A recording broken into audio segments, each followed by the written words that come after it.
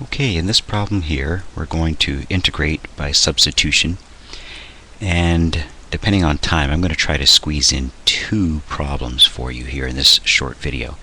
The first one being, we want to integrate between 0 and pi over 2, 90 degrees, that's radians, right? Pi over 2 radians is 90 degrees, of this integrand with respect to x. A couple of things I want to recall that you should know going into this problem here. First of all, whenever you see this notation sine squared x, it really means the quantity sine x being squared. Right? It means sine x times sine x. Or for example, if you saw cosine cubed x, it really just means cosine x raised to the third power. So cosine x times itself 3 times. The other thing too that you should recall from trig days is that the sine of 0 is 0, and the sine of 90 degrees, or pi over 2 radians, is equal to 1. Okay, so with those things in mind, I can bring that back if I need to. Let's go ahead and tackle this integration here. The first thing I notice is I have a constant here of 3 that can come completely out of the integrand there, the integration. So I'm just going to move that 3 all the way out, okay, out front. We'll tackle that later. And the other thing too is, again, you can kind of see this as you go through enough of these integration problems. Let's let u equal sine x, not sine squared x, but just sine x. Okay? If u is equal to sine x, then I hope you see that du with respect to x, well, the derivative of this is just simply cosine x.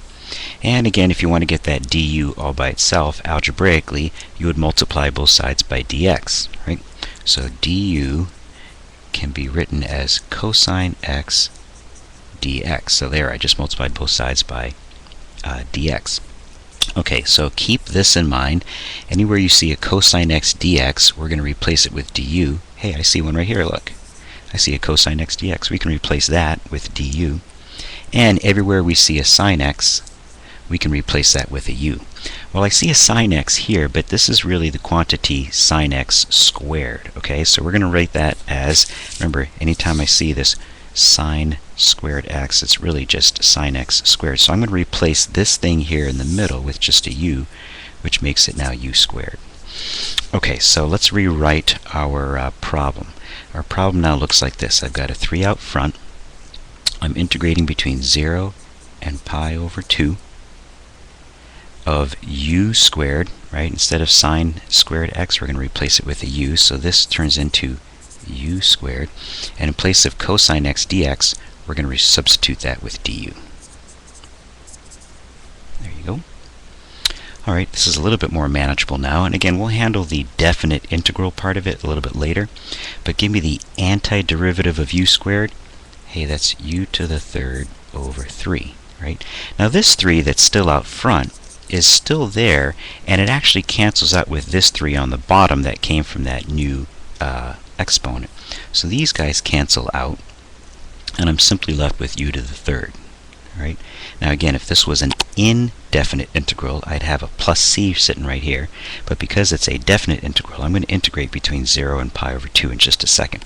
But let's rewrite this thing, because I don't really want u to the third, I want it with respect to x. And since u is equal to sine x, I really have sine x to the third. Right, back substituting that u back in there.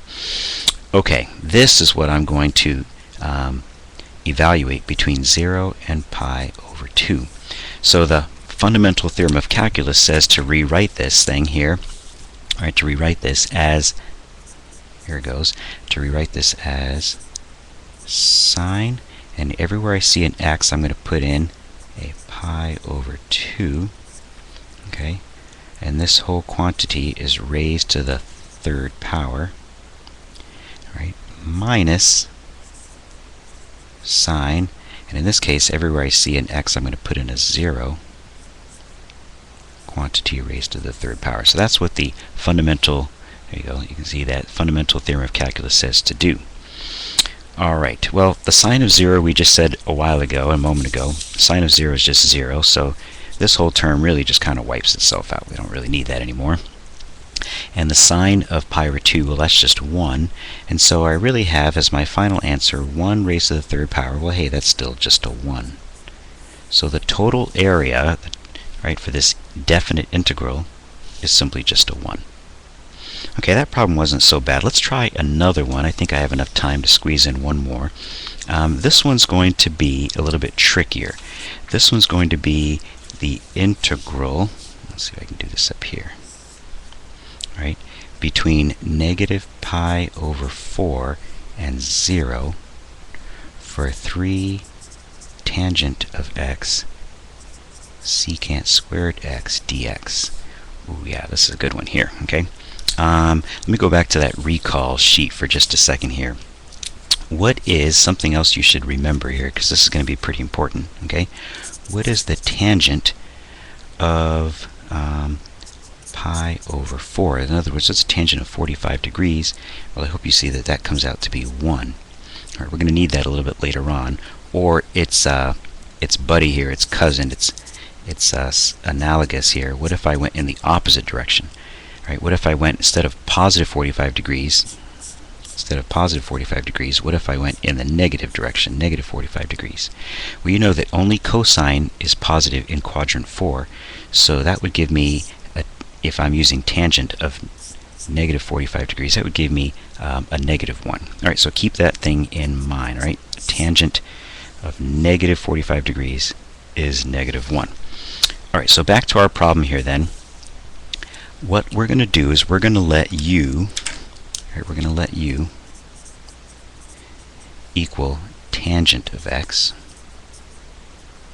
And if you're wondering, how do I know which one to use? How do I know where to set u equal to? Well, try out different things.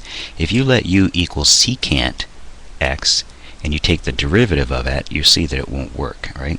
So give me the derivative of u now with respect to x. Hey, that's just secant squared x. And I do see a secant squared x. So that's how you know that you used the correct substitution here. If I multiply both sides by dx, I have du is equal to secant squared x dx. And I see one of those. Look, that's right there. Okay, so we're going to substitute that in place of du. We're going to substitute tan x, this thing here, with a u. And since that 3 is just a constant multiple, I can kick it all the way out front. Okay? Alright, so let me rewrite this now. Let's rewrite this thing. I have a 3 out front, the integral between negative pi over 4 to 0. And again, instead of tan x, I'm going to replace it with a u. And instead of secant squared x dx, I'm going to replace it with a du.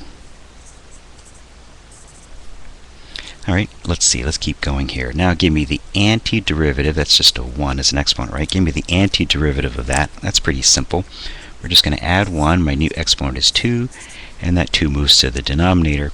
So here's what we have. We have a 3, that's coming from here, u squared, that's coming from this numerator, all over 2.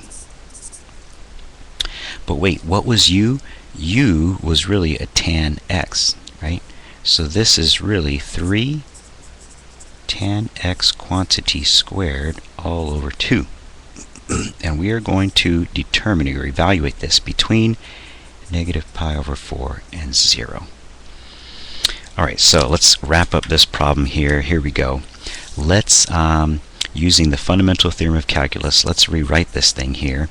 I have quantity 3 tangent, but instead of x, I'm going to put in a 0.